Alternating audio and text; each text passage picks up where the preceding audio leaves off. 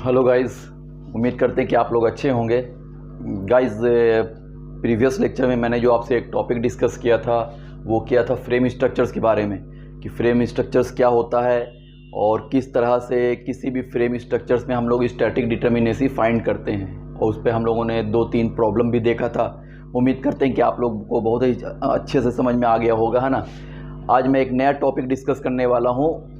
Static determinacy ही find करनी है, लेकिन बीम स्ट्रक्चर्स की, कि किसी भी बीम की स्टैटिक डिटर्मिनेसी हम लोग कैसे फाइंड करेंगे, क्लियर। और उसके साथ साथ हम लोग ट्रस के बारे में भी आज डिस्कस करेंगे, क्लियर। तो आज हम लोग स्टार्ट करते हैं। फर्स्ट टॉपिक हमारी बीम होती है, क्लियर। तो देखते हैं बीम के बारे में। तो देखो, सबसे पहले आप ये देखिए बीम। बीम क्या होता है? बीम जो आपकी होती है, ये इनकेस मैं आपको एक बीम बना के दिखा रहा हूँ, है ना। मतलब ये काफ़ी चौड़ा हो गया है, थोड़ा सा मतलब स्मॉल साइज में और भी करना पड़ेगा। मतलब यही शेप होती है, ठीक है ना। तो सिंपल क्या होती है बीम जो आपकी होती है, ठीक है। तो बीम सिंपल एक हॉरिजॉन्टल मेंबर होती है, और वो क्या करता है, वो उस पर लोड सब्जेक्ट होती है। और बीम क्या करता है, बीम पूरी लोड को, जो स्लैब से लोड ट्रांसफ़र होती है बीम पर, वो ट्रांसफ़र करता है किस पर? कॉलम पे ट्रांसफ़र करता है। और कॉलम से क्या होता है, फाउंडेशन पे आता है, और फाउंडेशन से ग्राउंड पर होता है, क्लियर। तो बीम एक हॉरिजॉन्टल मेंबर होती है, क्लियर।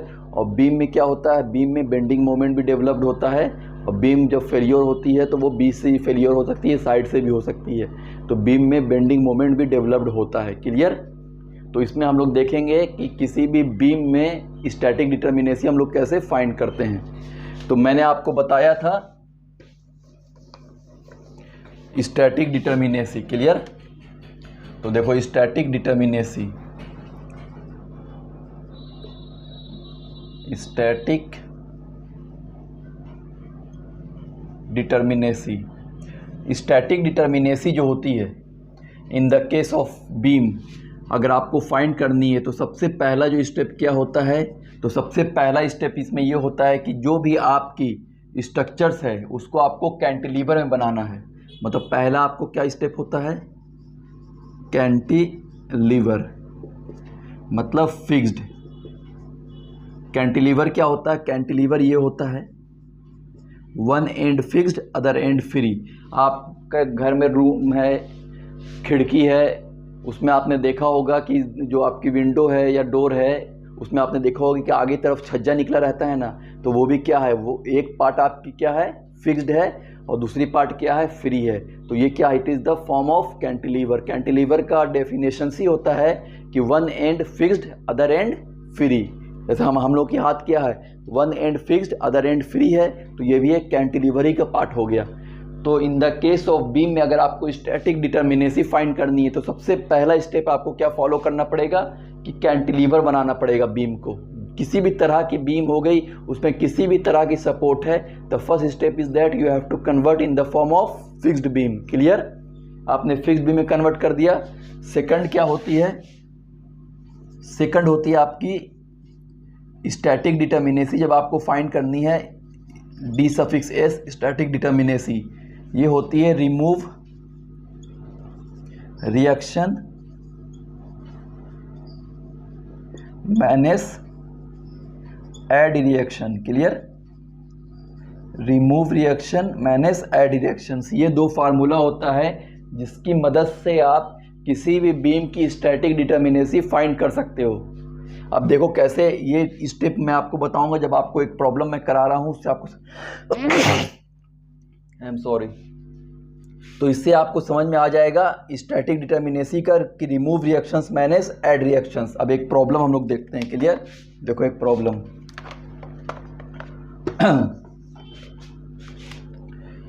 यहां पर एक बीम, ये बीम हम लोग ले रहे हैं, ठीक है।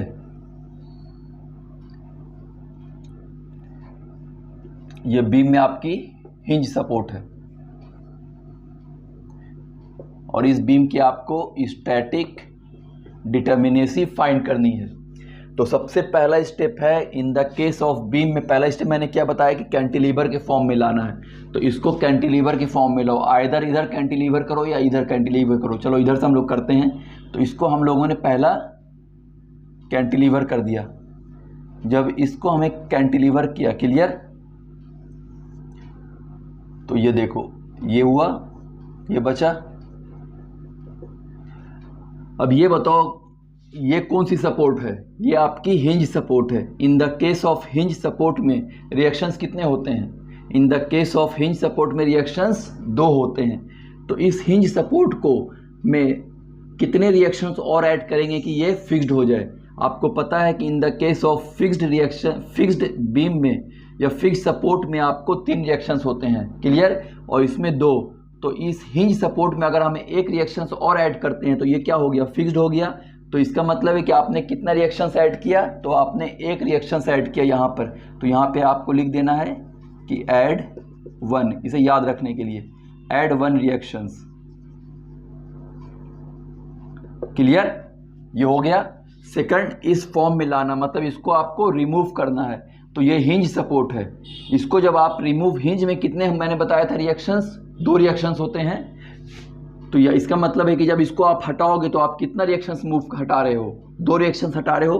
तो यहाँ पर आपको नेक्स्ट जो आएगा आपको इस फॉर्म का बनाना है। इसका मतलब आपने यहाँ पर 2 रिएक्शंस रिमूव कर दिया है, यही हुआ ना? आपने 2 रिएक्शंस क्या किया? रिमूव कर दिया। तो इस तरह से आपको अब ये फार्मूला आपके पास है कि स्टैटिक डिटर्मिनेसी निकालने का, remove reactions minus add reactions. अब इस फार्मूला पे आप इसे पुट कर दो तो आपको स्टैटिक डिटर्मिनेसी बीम की निकल जाएगी। देखो मैं निकाल के दिखाता हूँ। रिमूव रिएक्शन, इसमें आपने कितना रिएक्शन रिमूव किया है? 2 रिएक्शंस रिमूव किया।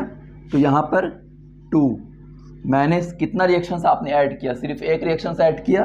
तो 2 माइनस 1 इज इक्वल टू 1। तो इससे आपको static determinacy of beam find, means you are able to find out the static indeterminacy with the help of these 2 methods. First one is that you have to convert any type of joint in the form of fixed joint, cantilever, or second is that this formula to find out the static determinacy of the beam is remove reactions minus add reactions. So these are the 2 formulas to find out the static determinacy of any type of beam. Okay, तो ये process होता है, इसे आप समझ लेना। I hope समझ में आ ही गया होगा, आप वीडियो देख रहे हो तो, कि ये प्रोसेस होता है। इस तरह से हम किसी भी बीम की स्टैटिक डिटर्मिनेसी फाइंड कर सकते हैं। ओके, नेक्स्ट एक इसको कॉपी कर लो। नेक्स्ट एक और मैं प्रॉब्लम देखता हूँ।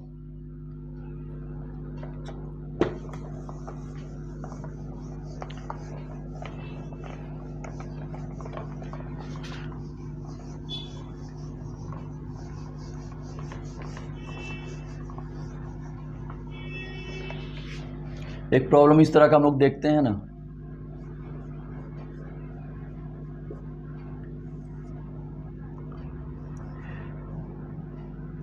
ये हिंज सपोर्ट है और ये भी हिंज सपोर्ट है। अब इसकी आपको स्टैटिक डिटर्मिनेसी फाइंड करनी है बीम की। तो सबसे पहला स्टेप मैंने आपको क्या बताया? सबसे पहला स्टेप बताया आपको कैंटिलीवर फॉर्म में लाना है। तो आपको पहला आपने इसे कैंटिलीवर फॉर्म में ला दिया है, ठीक है। अब कैंटिलीवर फॉर्म में तो ये ऑलरेडी क्वेश्चंस में ये फिक्स्ड बीम है ही है, तो यहाँ पे आपको ज़रूरत ही नहीं है कि कोई चेंज करने की। तो ये पार्ट तो आपको हो गया। सेकंड में क्या है? Remove reactions minus add reactions. मतलब इस दोनों को आपको रिमूव करना पड़ेगा ना, हटाना पड़ेगा, तभी तो ये फॉर्म में आएगी। तो ये दोनों को रिमूव करने का मतलब क्या है कि आप इस पार्ट से, यहाँ पर देखो आप ये जो पार्ट है इससे आप कितना रिएक्शंस रिमूव कर रहे हो, क्योंकि ये हिंज सपोर्ट है, हिंज में 2 रिएक्शंस होते हैं। तो यहाँ से भी 2 और यहाँ से भी 2 को आप रिमूव कर रहे हो। तो सेकंड स्टेप क्या होता है आपको स्टैटिक डिटर्मिनेसी फाइंड करने का? रिमूव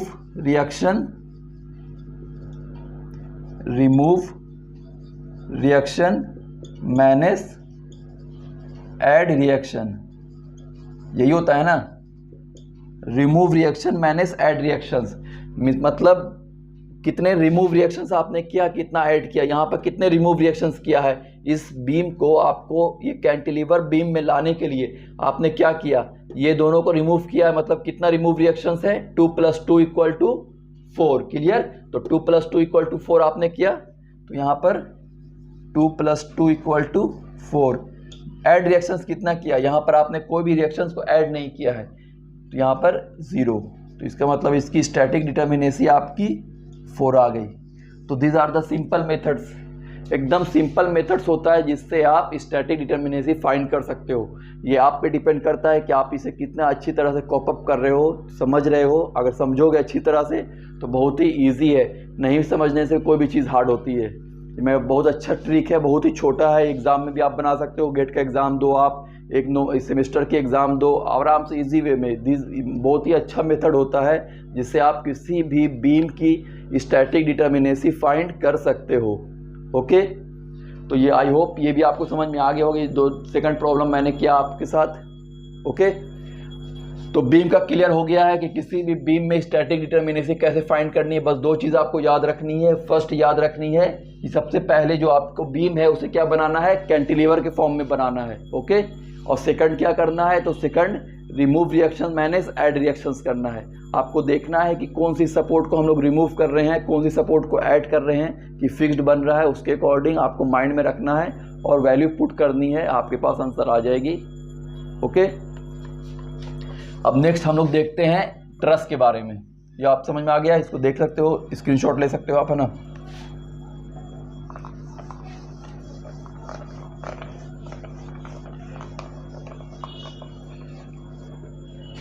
सेकंड बीम के बाद नेक्स्ट आपको मैं बताता हूं ट्रस के बारे में।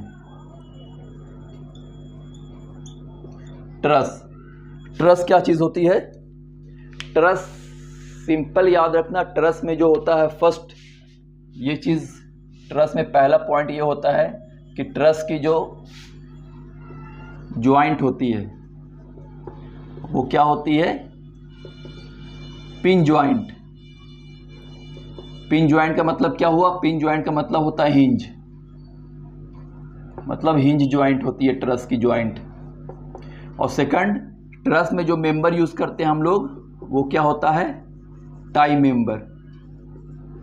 टाई मेंबर क्या है, ये अगर आपका ट्रस है एक, क्लियर, तो ट्रस में टाई मेंबर का मतलब होता है कि यहां पर इन the case of tie member में सिर्फ क्या होगा, एक्सियल लोड होगा। मतलब इस तरह से एक्सियल लोड होगी सिर्फ इधर। मतलब in the case of truss में there is no any bending moment, there is no any rotation. इस चीज को याद रखना बहुत ही इंपॉर्टेंट होता है। In the case of truss,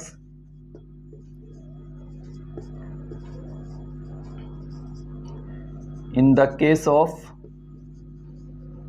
truss there is no rotation and bending moment.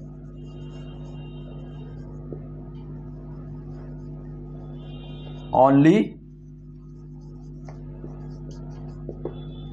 axial force means axial load.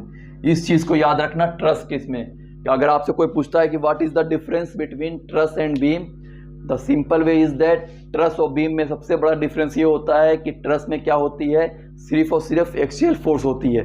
But in the case of beam में क्या होता है, in the case of beam में आप बोलोगे कि इसमें बेंडिंग मोमेंट भी होती है, डेवलप रोटेशंस भी हो सकता है। क्लियर, फर्स्ट स्टेप ये होता है। सेकंड में ट्रस के ज्वाइंट जो होती है वो ऑलवेज क्या होती है, पिन ज्वाइंट होती है। मतलब इसमें सिर्फ और सिर्फ रोटेशंस हो सकता है ट्रस में ना ही हॉरिजॉन्टल मूवमेंट होती है और ना ही वर्टिकल मूवमेंट हो सकती है। इस चीज़ों को याद रखना।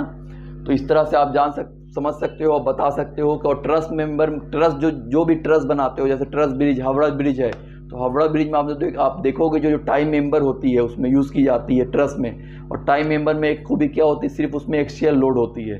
तो इस तरह से आप बता सकते हो किसी को भी कि ट्रस क्या चीज़ होती है।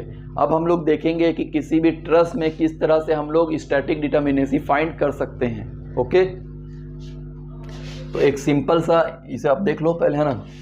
एक देखो इधर आपने, यहाँ पे मैं एक ट्रस ले रहा हूँ समझाने के लिए सिर्फ आपको अभी। एक ट्रस मेंबर है, किसी तरह का भी ट्रस ले सकते हो, ऐसा कुछ नहीं है, ये आपकी ट्रस मेंबर है। क्लियर। अब देखो ट्रस मेंबर में क्या है, मैंने क्या बताया कि ट्रस मेंबर की जो ज्वाइंट क्या होती है, वो हिंज ज्वाइंट होती है। ट्रस मेंबर में जितनी भी ज्वाइंट होगी वो क्या होगी, हिंज ज्वाइंट होगी। अब यहां पर देखो मेंबर, या आपने ये मेंबर हो गई, तो ट्रस में जो मेंबर होती है, ठीक है, तो इसका मतलब है कि मेंबर पे क्या आता है, लोड आता है। तो मेंबर पर लोड का मतलब कि वो लोड क्या होता है, एक अननोन लोड होता है, मतलब अननोन फोर्सेस होता है। तो यहाँ पर पहला ये जो एम है, मेंबर है, उसको हम लोग क्या लिख सकते हैं, उसे हम लोग लिख सकते हैं अननोन फोर्सेस, लिख सकते हो ना, क्योंकि अननोन लोड ही इस पर किसी एम मेंबर पर, मतलब एम मेंबर पर एम लोड एक्ट हो रहा है, तो हम समझ जाएंगे कि वो एम अननोन फोर्सेस है, मतलब एम लोड एक्ट हो रहा है। सेकंड, इसमें क्या है, रिएक्शंस होगा ही, रिएक्शंस होगा ना, क्योंकि ज्वाइंट है तो इसमें कुछ ना कुछ रिएक्शंस होगा ही। तो रिएक्शंस क्या होता है, रिएक्शंस भी एक अननोन फोर्सेस ही होता है। तो यहाँ पर आर भी हमने क्या मान लिया, एक रिएक्शन फोर्स मान लिया हमने। आपका आर भी क्या है, रिएक्शंस फोर्स है। अब यहाँ पे जो ज्वाइंट होती है, ये ज्वाइंट आप देख रहे हो ना, तो ये याद रखना कि जो ज्वाइंट होती है किसी भी ट्रस में, जो ज्वाइंट होती है, सिंपल वे में समझ लो कि किसी भी मतलब एक सिंपल इसमें, जैसे यहाँ पर एक ज्वाइंट है, दो ज्वाइंट है, तीन ज्वाइंट है, जितने भी ज्वाइंट है, ठीक है, तो हिंज ज्वाइंट में, ये आपकी ज्वाइंट क्या है, हिंज है।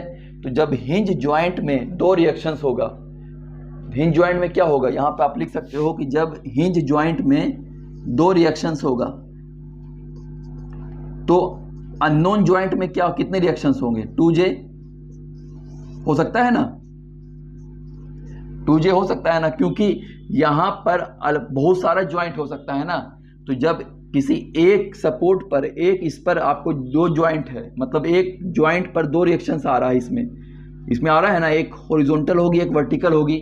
तो जब एक ज्वाइंट पर बहुत दो रिएक्शंस आ रहे हैं, तो बहुत सारे ज्वाइंट पे कितने रिएक्शन होंगे, तो 2J हम लोग कर सकते हैं इसे ना। तो इस तरह से आपका एक फार्मूला बनकर आ जाता है static determinacy in the case of truss का निकालने का।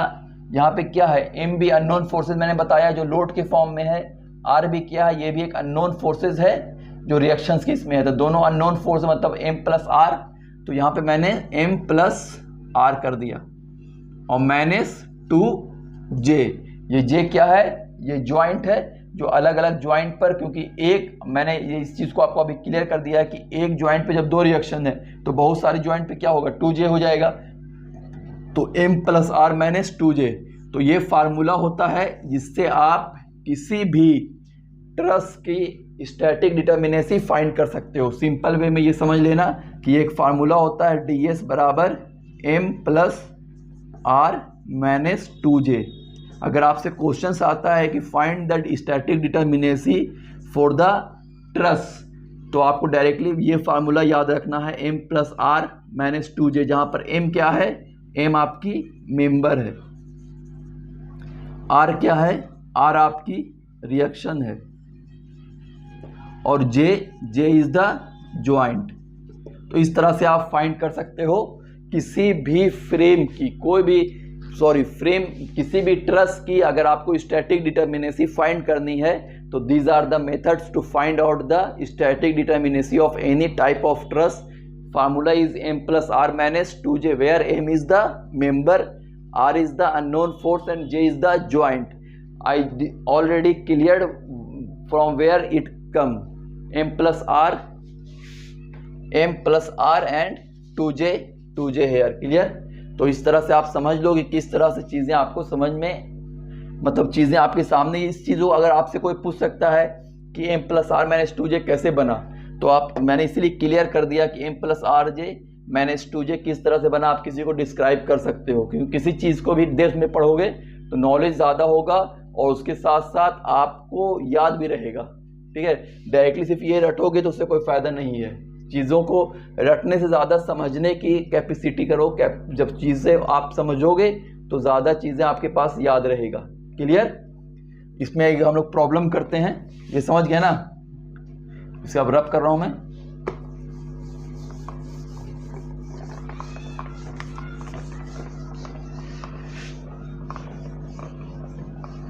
एक क्वेश्चंस देखो इधर,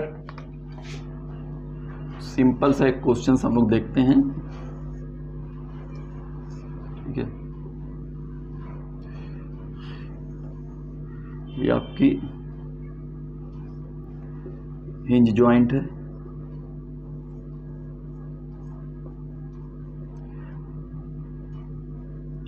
इसमें इसके आपको स्टैटिक डिटर्मिनेसी फाइंड करनी है ट्रस की। सबसे पहले याद रखना एक चीज़ कि जहाँ पर ज्वाइंट हम लोग कंसीडर करते हैं, ठीक है, वहाँ पर क्या होगा, ये 4 मेंबर हो जाएगा। जैसे यहाँ पे हमने कंसीडर किया ज्वाइंट की, ये ज्वाइंट है एक, तो इसका मतलब है कि 1 मेंबर, 2 मेंबर, 3 मेंबर और 4 मेंबर। क्लियर?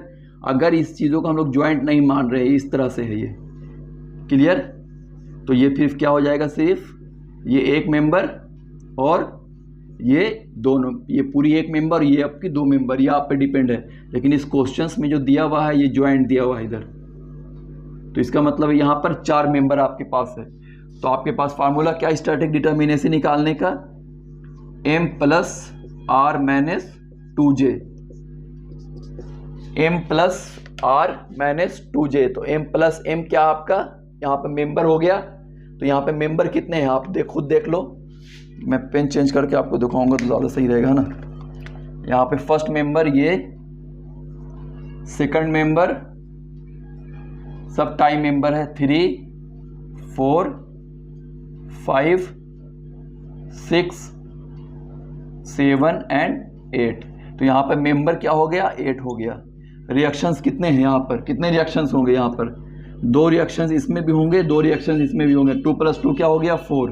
तो 8 + 2 4, 12 माइनस 2 इंटू ज्वाइंट कितने हैं, एक ज्वाइंट यहाँ पर है, 2 ज्वाइंट, 3 ज्वाइंट, 4 और 1 5, तो यहाँ पर 5।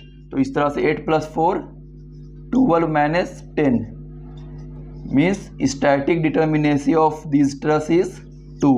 तो these are the methods to solve the static determinacy of any type of the truss। तो इस तरह से आप किसी भी ट्रस का स्टैटिक डिटर्मिनेसी फाइंड कर सकते हो। फार्मूला को माइंड में रखना है और फाइंड ये क्वेश्चंस को या फार्मूला जो भी रहा, क्वेश्चंस जो भी रहा, जिस तरह के क्वेश्चंस रहा, एक बार अच्छे तरह से पढ़ो क्वेश्चंस को। पढ़ने के बाद देखो कि क्या पूछ रहा है, ट्रस है, माइंड में तुरंत ले आओ कि ट्रस के लिए कौन सा फार्मूला हम लोग यूज करते हैं, प्लस r माइनस 2j, ठीक है। अगर फ्रेम आ गया तो फ्रेम के लिए एक अलग फार्मूला होता है, जो मैंने आपको कल बताया था, फ्रेम का एक अलग फार्मूला होता है 3c माइनस r करके। इससे पहले जो मैंने आपको एक बताया वो बताया बीम के लिए, तो बीम के लिए आपको देखना है कि कौन सा फार्मूला होता है, वो होता है remove reactions minus add reactions. उससे पहले आपको कैंटिलीवर फॉर्म में लाना है। तो इस तरह से आप फाइंड कर सकते हो किसी भी तरह का ट्रस है क्या है, अच्छी तरह से आप हर कुछ फाइंड कर सकते हो। ये आप पे डिपेंड होता है कि किस तरह से आप कैसे चीज़ों को समझ रहे हो और कितना प्रैक्टिस कर रहे हो। प्रैक्टिस करने के बाद ही आपको ये चीज़ ये होगी। मेरा काम तो यहाँ पे खड़े होकर पढ़ा देना है, आपको समझाना है, लेकिन जो मैं पढ़ाऊँगा उसको 3 बार 4 बार वीडियो को देखने से ऑटोमेटिक ही माइंड में आ जाएगा, ठीक है। तो आई होप मैंने आपको आज फ्रेम के बारे में, ये ट्रस के बारे में बता दिया कि ट्रस में स्टैटिक डिटर्मिनेसी कैसे फाइंड करते हैं, और सेकंड मैंने जो आपको बताया वो बताया किसके बारे में, बीम के बारे में। तो आई होप आपको समझ में आ गया होगा कि किस तरह से स्टैटिक डिटर्मिनेसी फाइंड करते हैं। नेक्स्ट क्लास में हम लोग अब काइनेमेटिक डिटर्मिनेसी के बारे में पढ़ेंगे कि काइनेमेटिक डिटर्मिनेसी क्या होती है और किस तरह से किसी भी स्ट्रक्चर्स की काइनेमेटिक डिटर्मिनेसी फाइंड करते हैं। अभी तक हम लोग देखो, मैंने प्रीवियस फर्स्ट लेक्चर में बताया था कि डिटर्मिनेसी 2 तरह की होती है, एक स्टैटिक और एक काइनेमेटिक। अभी तक मैंने जो भी प्रॉब्लम आपको बताया वो स्टैटिक डिटर्मिनेसी से बताया, बीम का मैंने बताया, फ्रेम का बताया, ट्रस का बताया। अब जो हम लोग बताएंगे वो काइनेमेटिक डिटर्मिनेसी पढ़ेंगे और उसका हम लोग 1 बाय 1 प्रॉब्लम सॉल्व करेंगे। उसमें थोड़ा डिफरेंस है दोनों में, तो क्वेश्चन मोस्टली स्टैटिक और काइनेमेटिक दोनों से आता है। तो दोनों चीज़ों को अच्छे से पढ़ेंगे, उसके बाद हम लोग आगे चल के प्रॉब्लम भी कुछ करेंगे जो गेट में भी क्वेश्चन पूछ चुका है, या एक नॉर्मल भी क्वेश्चन, उसको भी ज़्यादा क्वेश्चन करेंगे तो वो आपको ज़्यादा अच्छे से समझ में आएगा। ओके, आज के लिए इतना ही रहने देते हैं। Okay, bye, good night.